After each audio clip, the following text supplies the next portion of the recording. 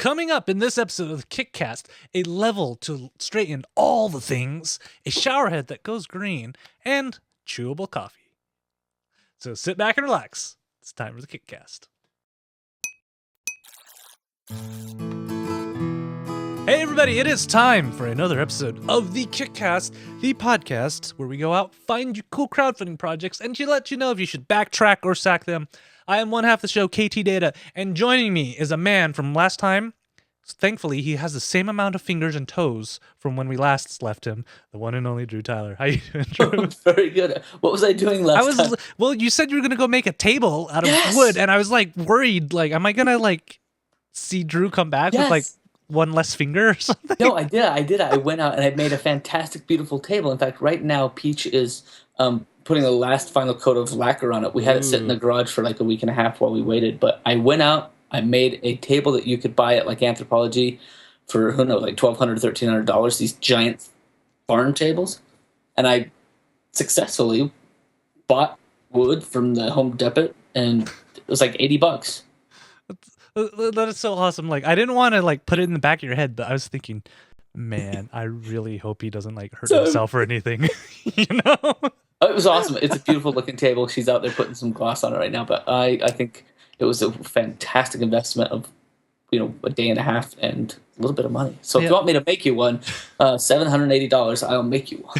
And we'll launch a Kickstarter for it. Yeah, you can do checkerboard designs. Drew makes wood tables. Yeah, I'm excited to be here. Let's have ourselves a show. And I was thinking about it. Since your wife is lacquering it right now, you'll probably have a slightly high wife after this. Maybe we'll play some Witcher after this. Just right. All right. So, Drew, before we go into the projects that we have today, it actually has been some big news. There's one piece of news that has been spamming my Twitter feed all day. On there, and here on the KickCast, we try to expand the crowdfunding platforms that we look at. It's not just always Indiegogo and Kickstarter; those just happen to be the two most popular ones. So we find new ones. Yeah, we found a whole bunch of new ones, and this one actually has been brought up all day because listen to the guys on this advisory board. They may sound familiar, they may not. There's Aaron Isaacson. I can never say his name right, but he is one of the organizers for Indiecade on there. Brian Fargo. I recognize that name, yeah. He founded Interplay Entertainment. They made games like Bard's Tale, Wasteland, Fallout. Right. On there. Fergus Urquhart, he's the CEO of Obsidian. They make big games like Pillars of Eternity, the first two Fallouts, and New Vegas, Baldur's Gate. I remember. South Park Stick of Truth on there. And this guy, I swear everybody knows, Tim Schafer of Double Fine. He's Psychonauts, Brutal Legends. He's done all those remakes of the old Lucasfilm games. Probably the most famous in the crowdfunding world is Double Fine Adventure or Broken Age. Yep. Wow. So that's the guys that are advising this site. Yeah, this site. So this site is called Fig. On there. Fig? Yeah. And it is a website or a crowdfunding website that is dedicated entirely to crowdfunding video games. So you're like, that seems okay. We've covered sites before. I mean, we've had interviewed people who have actually tried to launch this, but Fig is a little bit different on there. So here on the KickCast, we've mentioned it before. There's actually two types of crowdfunding out in the world on there. There's the reward-based crowdfunding, which we primarily focus on. And those are your Kickstarters, your Indiegogos. But the term crowdfunding also means going out and getting people to invest into your company on there. And currently, it's always been you have to be certified. They have to approve, and they look at your net worth and everything to make sure that you're qualified to be investing into companies. Right. But the government actually passed a law, and it's coming slowly into effect, called the Jobs Act, that allows non-credited people to actually start investing into this. So what Fig does is it offers its traditional rewards-based crowdfunding, but it also offers equity crowdfunding too. So you could actually invest into part of the company that's making the video game. Actual do equity. Yeah, interesting. Right now, it's still only for qualified individuals on there. I think your network has to be $1 million or something. Easy like that peasy on there. For Drew Tyler, that's no problem. That's right. For me, I'm still working on it. on there. But soon they're hoping to open it up for everybody. But this actually brings a really unique kind of thing on there. And they're not letting just anybody join. You actually have to go through a curation process, an interview process, and they have to approve you. They're saying that we're only going to have a couple games on at a time. We're not just going to have a whole bunch of sections. Not like when you go to the gaming section at Kickstarter and you just see tons of these. They're going to vet them. They're going to make sure they're all going through on there. So what do you think about this idea, Drew? I think overall this is a great idea, and the fact that they're going to try and streamline how many games are available or what you can choose at a time. Every 3 or 4 days or weeks or so they'll flip over to the new game. I let them focus on things.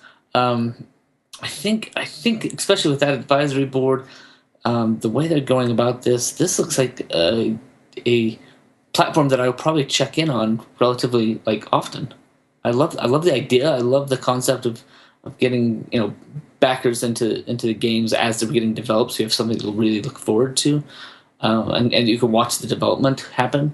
So this is Fig. Why Fig? Do they explain their name? Yes, because it is actually short for what's the name of? It's a hotel, Hotel Figueroa, where a lot of developers actually stay at during E3. So it's a hotel in LA. They're calling this. There. Yeah, so that's why they named it the Fig on there. And what's interesting, I mean, you look at this first one on here, the project they actually have on their website called Outer Wilds right now. Mm-hmm. You look at the president, and I didn't know this, but the president is Masi Oka. And if you watched Heroes, that is... I've met this guy. That's Heroes. And I didn't know he had a background in visual effects. He worked for Industrial Light and Magic on the Star Wars trilogies, the bad ones. But still.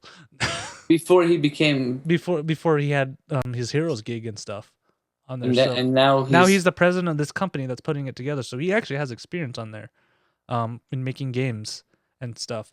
I met him at one of the Comic Cons. Yeah, I actually like this idea of Fig because it takes one of the problems that we hear all the time about crowdfunding, especially in the video game market, where these developers will raise tons of money and then they won't follow through, or they under-deliver on their. Right. I think this vetting process, because I mean, you got these industry giants, and not only are they video game giants, all these guys, they've raised money through Kickstarter, so they know what they're doing. They know what you can expect.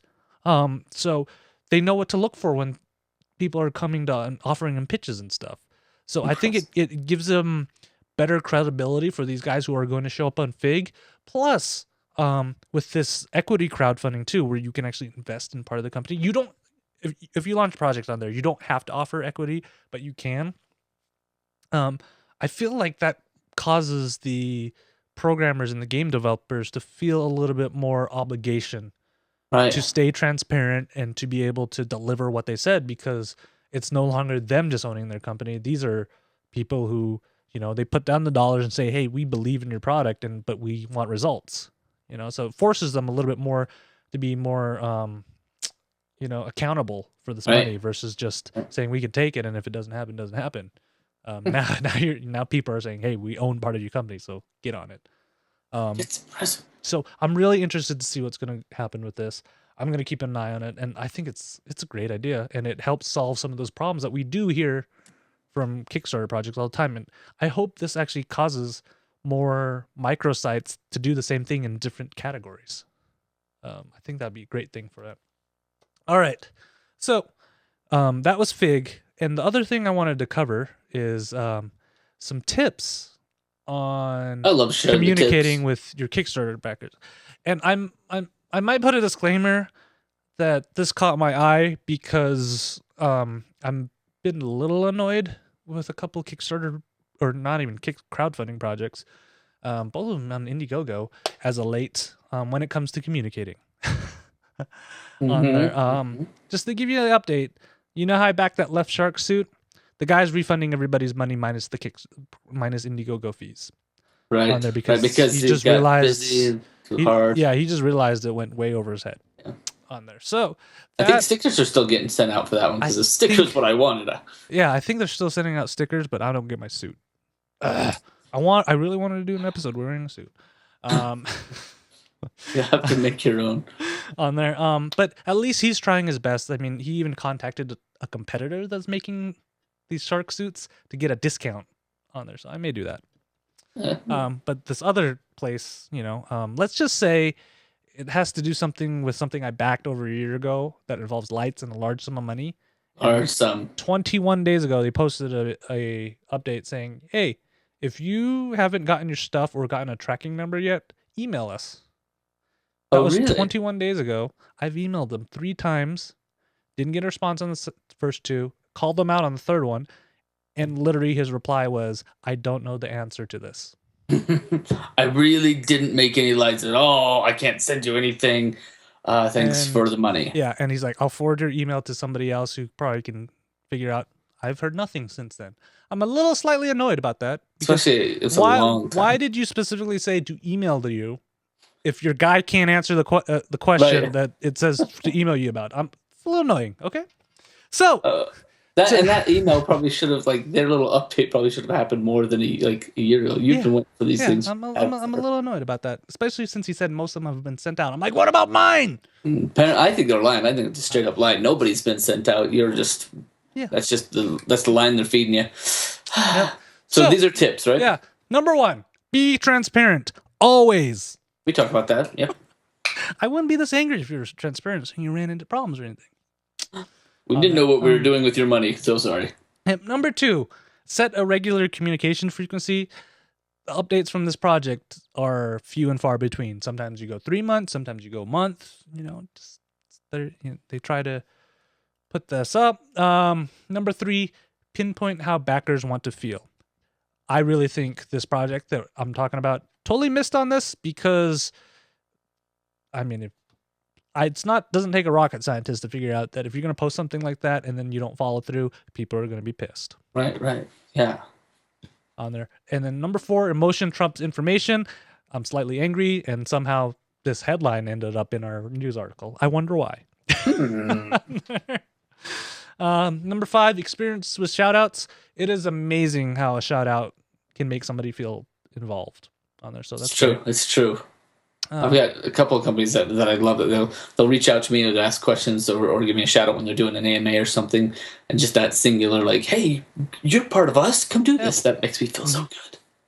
Number 6, this is good advice in general when you're doing things in public. Never get into an argument. Let's be honest. The only reason people care about Donald Trump right now is because he's controversial, and an argument's going to start 100% of the time. Yeah, he's fast. Number 7, relationships equal personality and promises on that. So you should always conduct yourself in a professional manner, write formally, and take care of life and business seriously. It's true. Do the exact opposite when you're crowdfunding. They don't want you to feel like a corporate institution. They want to know that you're a person and stuff. On there. And then number 8, which is always good, is consider multiple mediums and platforms. You can use audio and video to further develop relationships to your backers. And I think it's awesome, CrowdCrux, that you listed all these things like Twitter, crowdfunding forum, Facebook, Product Hunt, Reddit. Why didn't you put KickCast on here? Great place to share your stuff. It's awesome. And number 9, which I think is the most important all about it, is nail down your call to action. Know what you're going to ask people to do on there and be able to comment it out. It may seem like the weirdest thing to do because it always feels weird for me when I think of call to actions, but I think it's a great, even if it sounds weird to you, most people won't think twice about it, but it's a good reminder in their head, hey, I should go try and do something.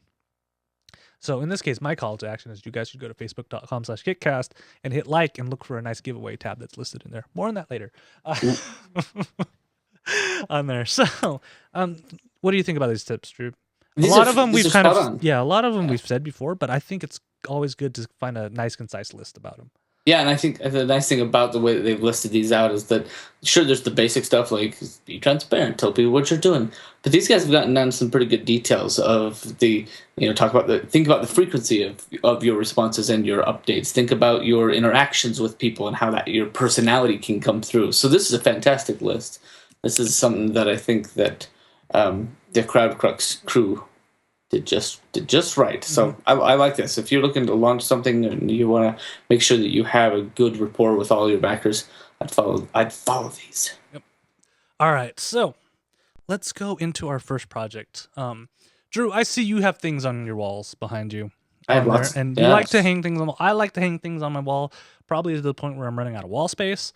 But let me ask you: have you ever run into the situation where you're like, "Hey, I want to hang that picture up. It's a nice square picture and everything, not weird shaped." You go in, and then what do you got to do? First, you got to make sure it's leveled, right? Because you don't want Right. to make it look sloppy. So you pull out the tape measure, and then it's like, Mark well, a couple of lines. I don't know if it's level. So you go grab your level, right? And then you get it, but then you know it's level now, but you have one of those picture frames that the hanging pins right in the middle of the frame, right? I hate that. So you're like, okay, so now I gotta kind of eye where the middle is, like, or I can measure it, but then you're not gonna know it's level, so you got to draw this super long line to make sure it's level. Then you go grab your measuring tape, and you're like, okay, it's 5 inches in, whatever, mark it finally, and then put it up. It takes forever, right? Yes, it does. On there, and it's a pain, out there. So this next project that we have, it is called the shore hang on there. So what the shore hang is, I always think these are cool. Or one of those laser levels where you put it on the wall and it just shoots a line straight out down there. But this takes it to the next level. Wow, no pun intended. So what's great is, and what I didn't know about a lot of these laser levels is you kind of have to tack them to the wall. Like, so you literally have to put a nail into the wall and hang them on there. The laser level is actually held up by using those 3M command strips Okay. that you stick onto the wall, but then you pull a tab and they just magically come off the wall. On that. So it has one of those, and it has your traditional bubble level on there on top to allow you to line it. And what's great about this is on the back, let's see if I can get a picture of it on there, right here. On the back, since there's adhesive strips, you're like, well, K2, if I'm putting adhesive strips on it, wouldn't be the first time I just landed on the wall it's going to stick, right? They have little risers that you can stick out on there, and then once you've aligned it so it's level, then you can stick it to the wall, and then the legs pop in and they'll stick, and you got a nice system on there. I like that. Like it is a pretty great system on there, and then it has a laser that can point in 4 directions on there, and then on the base there are actually magnets in every direction that you go, so that way the magnets will hold the tip of your tape measure. Your tape measure, and then you can just measure from there and get the perfect angle on there. Right from the center, or where this ball is going to. So you can see like this little X right here. That's where your tape measure can stick, and that will be your starting point, and you can measure your 4 inches or 5 inches away, and perfect.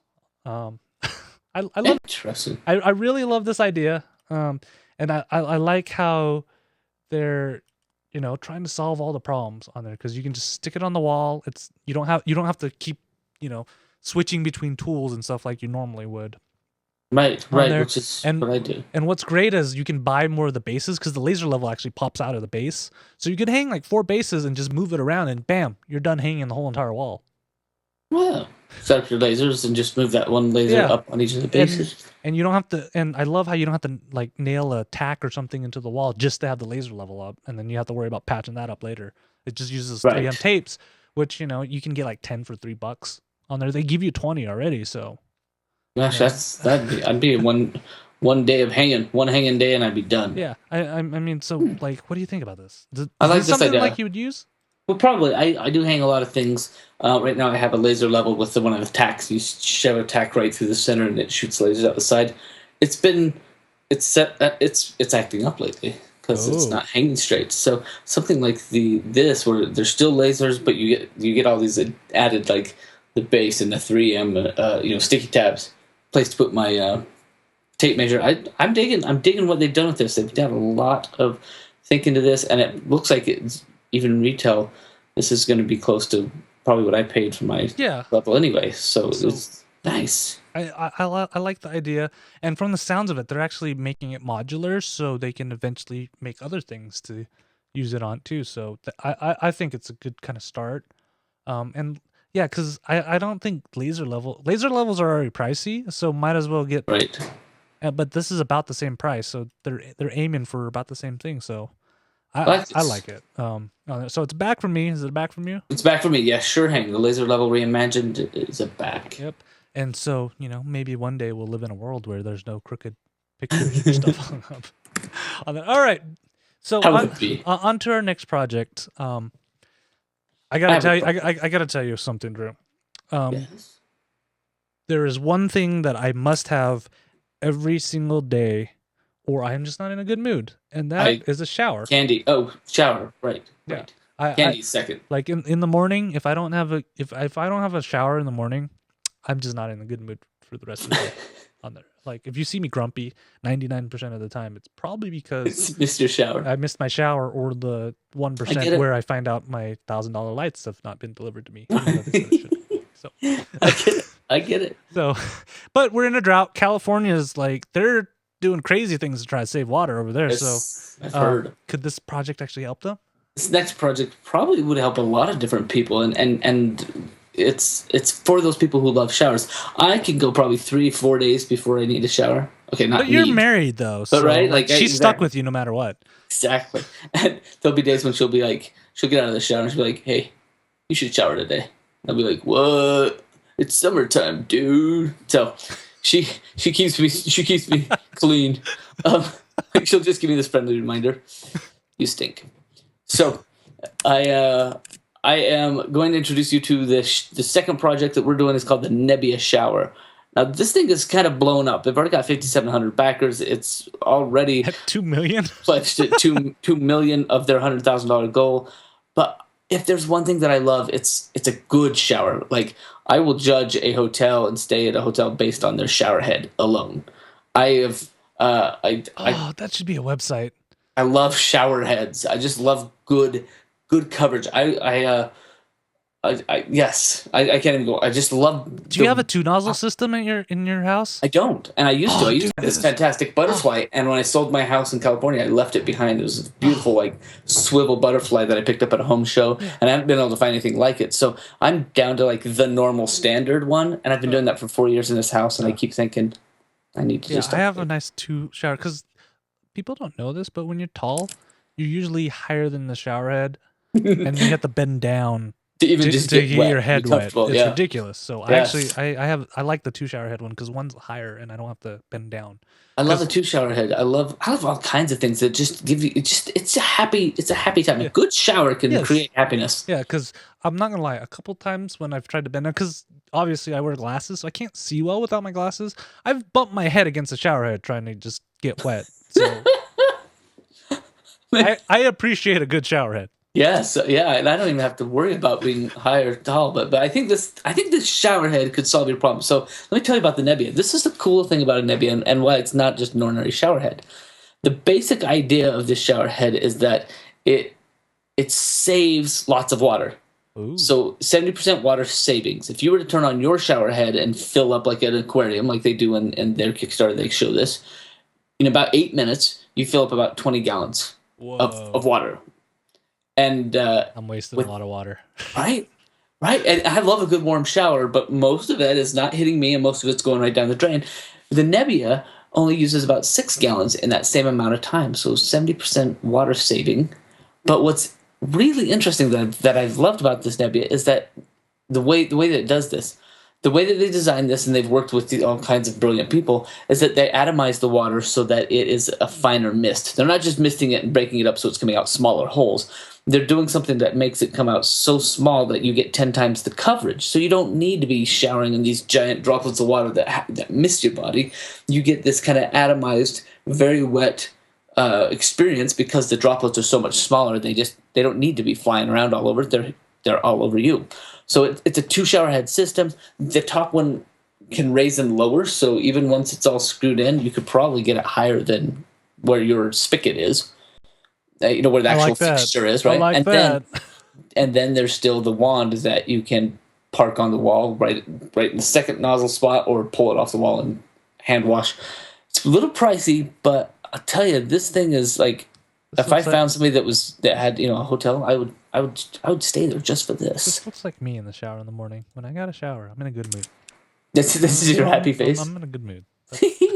So for me, I just absolutely love the atomizing idea, the fact that you've got this kind of warm and cozy all over water spray, and a lot of people, I'm sure part of their FAQ, they're like, well, does it even rinse your hair? Does it have enough pressure to actually like be Yeah. able to Well, rinse out your what about hair? the pressure? I like a good pressure too. You Yes. know. And that, I guess that would be my question too. Is like, I like to be hit with water sometimes. So is this atomizing just going to be like walking around in a really hot like sauna, like a really wet sauna, or is this actually going to be able to like, am I going to feel it? But it shows, to have a little GIF and some video. It shows that it rinses hair just fine. So for me, the Nebula, you save lots of water. And while I'm all about the eco and the sphere, I love saving things and being green. What this really means to me is I can now take a 35-minute shower and use the same amount of water as I would have before. So I don't have to be guilty. I don't have to feel guilty about using up all the hot water for all the other people in the house. I can take super long hot showers and not even worry about wasting hot water. So that's what I like this. How's the install process on there? It's the same. It's the exact same. They say you just take the spigot, the fixture that you already have, and you screw this space on instead. And it's mine sexy. Like sticks outside the wall though. This it looks like this has to be flush. It looks flush, but wherever they have the spout, they said you don't have to dig into your tile, you don't have to do anything behind the scenes. It's just a matter of screwing it on. Well, no, the hose on my spigot that you screw the head on, it sticks out of the wall. How does that work? Like, it's probably a good like 3 inches out of the wall too. As is mine. They made it sound like you didn't have to do anything, but it just doesn't look like it sticks out of the wall that far, does it? I wonder if it's somewhere. I'm just saying, because I'm not the most handy person in the world. So. Well, maybe it's. Ooh, that arm slides 27 inches up and down. Maybe it's somewhere in there. Maybe that's 2 inches. I'm looking at their installation video right here. Do you have it? Do you see anything? So she's taken off. So yeah, she comes clear out of the wall. Wow. That looks. I don't know if I am capable of this. Right. Does that mean that you have to? I mean, because what if I screw up? And they're replacing it with something else. Yeah. That would be. I'd be interested. I don't know if there are any plumbers. Maybe this is the way they built. Maybe they're actually built this way so that even though you and I both have like this giant like 3-inch thing sticking out of the wall, maybe if you twist it hard enough, it'll actually unscrew in the wall. I mean, if there are any plumbers watching this and being like, KT, Drew, you're stupid. But we don't plumb. Let us know. I don't know. But for me, it's a full back. I love good hot water showers, and I think this would bring me much happiness and joy. So the next time I'm in a depressed slump, you just tell me to go take a good, nice hot shower, and I'll be fine. Yeah. So yes, I'm a back. Now it's pricey. I think it's $300. $300, but for a shower head of this quality and of this experience, I'm probably game. I'm okay. Yeah, for me, it's a track because a lot of what I like about my showers is the water pressure, and I've noticed during the years the water pressure between shower heads keeps going down. I like to be in that Seinfeld episode where Kramer like has an illegal shower head and it just like sprays him all the way to the back of the tub. I love that. I like some good pressure. I love that one. All right, so we actually kind of have a theme other than the shore hang going on is morning rituals, right? Yes. So I know you don't drink coffee in the morning, but I like a good cup of Joe once in a while on there. But does this sound enticing to you at all? Chewable coffee. No, it does not. Chewable coffee? Yeah. Like bubble gum? Like gummy coffees. I don't know. So Go Cubes this allows you, if you eat 2 of these cubes, it's equal to 1 cup of coffee. I love this. So you don't have time to brew, you just grab 2 of these and just head out. They come in a little package, you just pop 2 of them and bam on there. So, and what I love is they're made out of cold brew coffee, something that I enjoy is cold brew. So they put cold brew coffee in it. So it's really good coffee on there, and you just grab go. And when you're in a hurry, sometimes I don't have time to brew up a cup of coffee, or I run out of cold brew because cold brew takes time. I could have one of these and just take a nice bite into it, and they say they taste fairly good because they come in 3 flavors: pure drip, mocha, and latte. on there. And they're randomly packaged on how many you get in each on there. I love this. They're convenient, so I could leave just a box of these in my office, and because I'll be honest, I don't remember to bring things in the morning a lot, so this is a nice thing to have.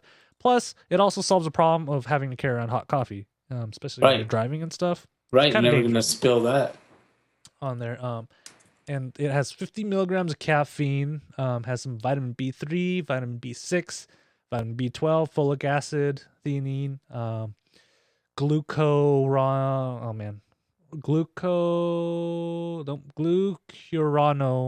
lactone. That's how you say it. Glucurano-lactone. And inositol is also in. So those are,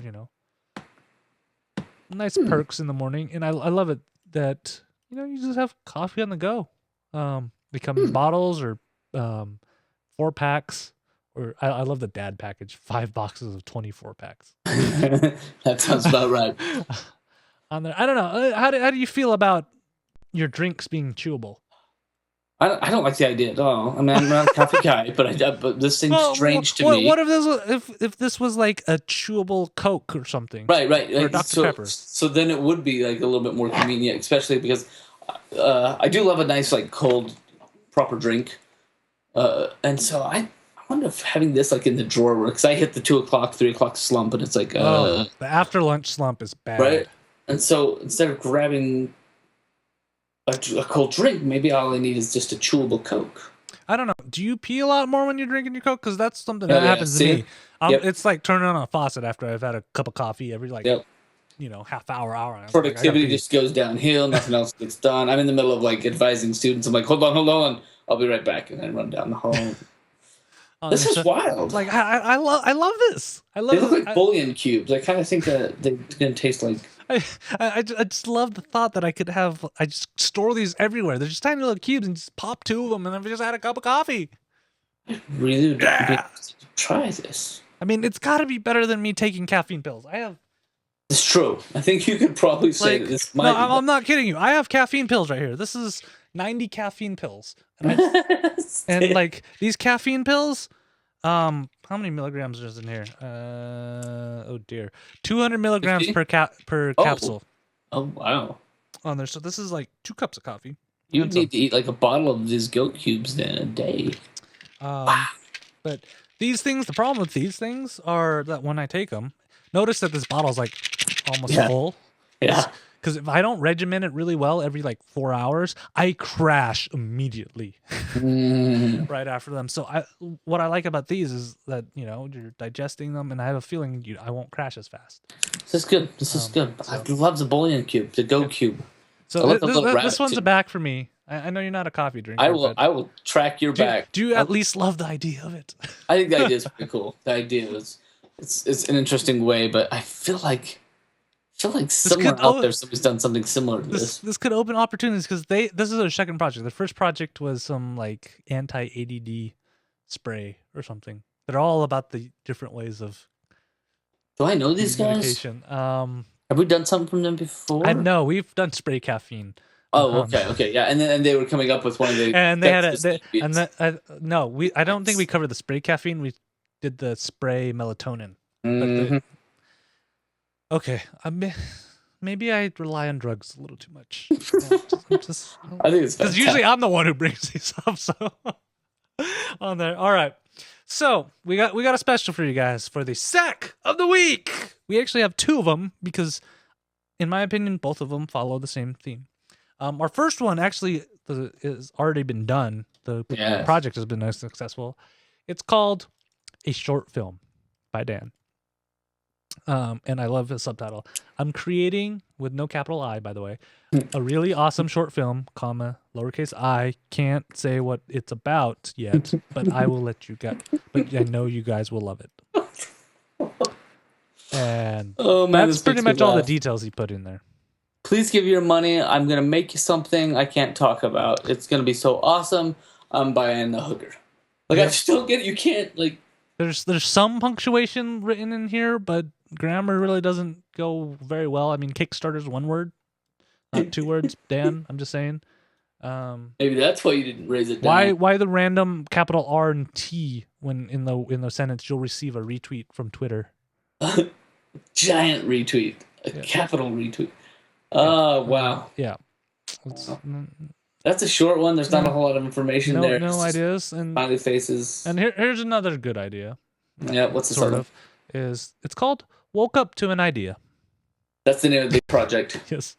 Woke to an idea, folks. This is a great game app idea that came strong to me after waking up 2 different times. 2 different times, folks. It's designed and ready for development. I just need to pay a developer to make my app. That I don't explain what it does. I can't tell you what it does. However, I believe she does say in this one that it is going to be right up there with Cookie Clickers, Fruit Ninja, and Jetpack Joyride. Yeah. It's going to be big, folks. I just need to get it off the ground. And because she woke up twice with the same idea, it's noteworthy. Yeah, and I love his market testing, or her market testing. She said, I asked my teenage son, who's very tech savvy, what he thought about it, and he said, it would be a great game and lots of fun for everyone. With our difference in our age groups, I have high hopes for this game. You know what I love about this one? When they talk about the game. It's always capitalized. Like it's almost like a religious, like, I woke up and I have to capitalize it because it's the great all-knowing it. It's like you capitalize God and Lord. Like, and I don't think she understands how the app market works. Because this game will be offered for free, but limited use. And it would be offered for 99 cents. And it would also be offered for No one's going to buy a crippled game, lady. I'm just saying. Oh, wow. You know, you could have said it would be free and then have additional stuff, but you're too afraid to tell us your idea. So that extra stuff, I don't know, I mean. Don't know. Or, or go the ad route or something, but, She's got an idea. And she's like, selling the Android app would then generate enough money to develop the Apple app. Lady, the money's in the Apple App Store first. I hate to tell you this, and I know I'm going to piss off Android fanboys from saying this, but flip it around. Going to Apple first is probably the better idea, as there's more money there. I wish her well. I don't know if anybody's going to back this project, but it sounds like she needs the money. Oh, and this is great. Risks and challenges. I don't foresee any risks involved. Wrong. Software development inherently has high amounts of risk. She doesn't know that. She doesn't know anything about that. She just knows she needs a developer. That's all she knows. You need a developer. So those are the 2 sacks of the week. Sorry, guys. And she has some aggressive timelines too. December 2015 to get this out. Wow. That's only a couple months away. Good luck on that. On there. Yeah, Julie, good luck on there. But those are our sacks of the week. If you learned anything, add detail. Tell us what you're building. Explain your project. Very simple. Yep. All right. So that is actually everything in the episode. But before you guys go, remember that I told you last episode, if we got to 100 likes, we would do a giveaway, and we are doing a giveaway. And not only is one person winning things, 1, 2, 3, 4, 5 people are actually winning things. You have scoured the set to find some things to give away. Yeah. Head on over to facebook.com/KickCast and look for the giveaway tab on there, and they'll show you to enter. There's pretty easy steps to do. One of them says visit facebook.com/KickCast. As you're there already, you already did that. So just hit enter on there. The other one would be to send out a tweet saying that you just entered to win a whole bunch of stuff from the KickCast. And then the third one is to, on a blog post, I actually need to go change the wording. I just realized I didn't put the link to the blog post in there. Let us know what your favorite Kickstarter project was. I mean, yes. We'd love to know what was your favorite on there. And we'll probably read a couple of them on the show. So you're wondering, KT, what in the world am I winning? Yeah, what do we get? I have multiple packs that we're giving away. You can win KT's caffeine pills right now. He's not using them. You probably need them. Yes, I'll sign the box for you too. But what you're going to be winning is the mega pack is going to contain a Pebble wristband on there that these were only given away at CES during the Pebble press conference for the launch.